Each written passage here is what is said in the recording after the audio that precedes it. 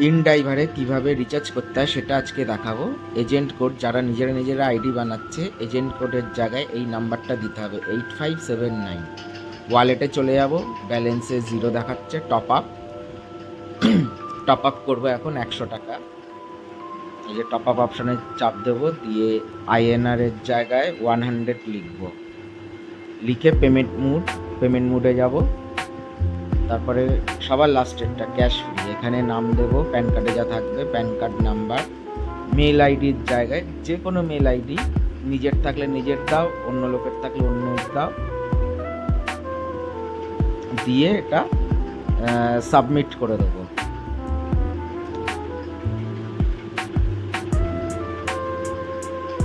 Pan কার্ডের নাম্বারটা দিচ্ছি, একদম দেখে দেখে সঠিকভাবে দিতে হবে, সব বড় হাতে ক্যাপিটাল হাতে সব লিখতে হবে।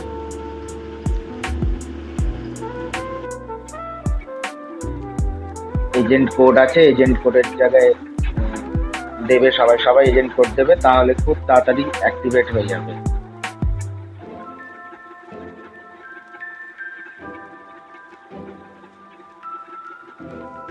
সব কিছু দেওয়া হয়ে যাওয়ার পরে সাবমিট বাটনটা সবুজ কালারের চলে এসছে, আমি সাবমিট বাটনটায় ক্লিক করব।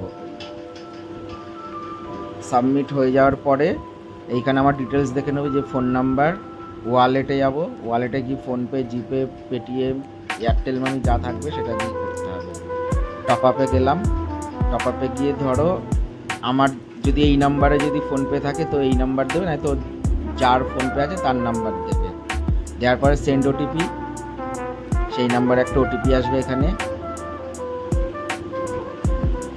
ওটিপি দেওয়ার পর ভেরিফাই অ্যান্ড লগ ইন করতে হবে।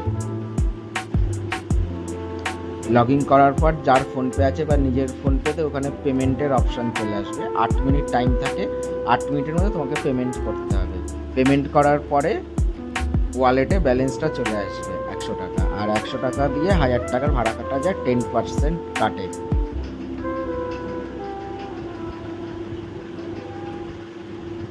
তো আমি পেমেন্টটা করছি, এই যে 2 সেকেন্ড, পেমেন্ট সাকসেসফুল, পেমেন্ট হয়ে গেল।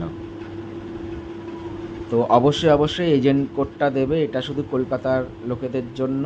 এজেন্ট কোডটা দিলে 5 মিনিটে গাড়ি বা বাইক অ্যাক্টিভ হয়ে যাবে। আর পুরো ভিডিওটা দেখার জন্য অসংখ্য ধন্যবাদ, থ্যাংক ইউ।